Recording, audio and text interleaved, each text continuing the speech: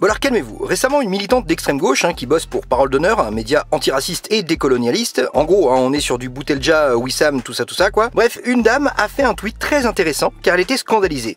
Scandalisée par quoi? Une affiche du Parti communiste français, donc scandalisée par une affiche d'extrême gauche. Voici l'affiche incriminée et le tweet en question. Oui, vous ne rêvez pas, on y est. Aujourd'hui, pour ces gens, souhaiter l'intégration des immigrés, c'est-à-dire souhaiter que des gens qui arrivent en France aient un soutien financier, scolaire, un logement, un contrat de travail, ce genre de choses là aujourd'hui, c'est d'extrême droite. Donc on est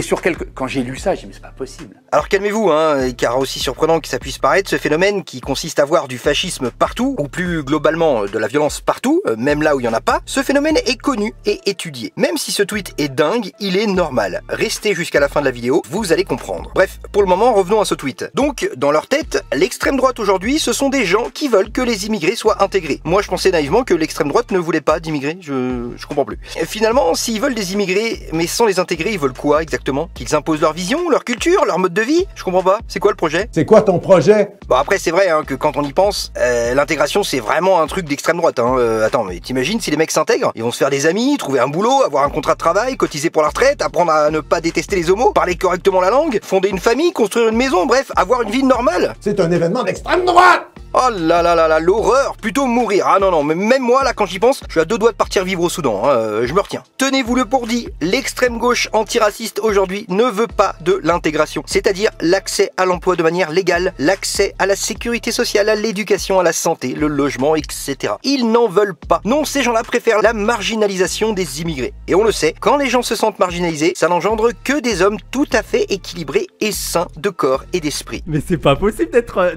débile comme ça là. Après au final c'est vrai, on est qui pour juger? C'est vrai, tolérer que des réfugiés afghans débarquent en Europe en mode taliban et ne rien faire pour les intégrer, mais c'est une idée excellente. Mais oui, mais bien sûr. Mais ce qui est bien avec ce genre de tweet, c'est que j'ai appris un truc. Bah oui, parce que vu qu'aujourd'hui vouloir intégrer les immigrés c'est un truc d'extrême droite, bah au final ni Marine Le Pen ni Zemmour ne sont d'extrême droite. Ah oui, parce que j'ai pas le souvenir de les avoir entendus parler d'accueillir des immigrés et de les intégrer. Eux ils veulent plutôt stopper l'immigration de mémoire. Eux c'est plutôt le style charter. Zoom en Algérie. Salut mon gars. Voilà, maintenant vous le savez, pour la gauche antiraciste aujourd'hui, régulariser un sans-papier, donc l'intégrer, c'est d'extrême droite. Bienvenue dans le monde merveilleux de l'extrême gauche, un monde où la cohérence elle-même est incohérente, un monde où un carré peut être en même temps un cercle. C'est merveilleux, tout devient possible les amis. Oh là là, j'ai des frissons.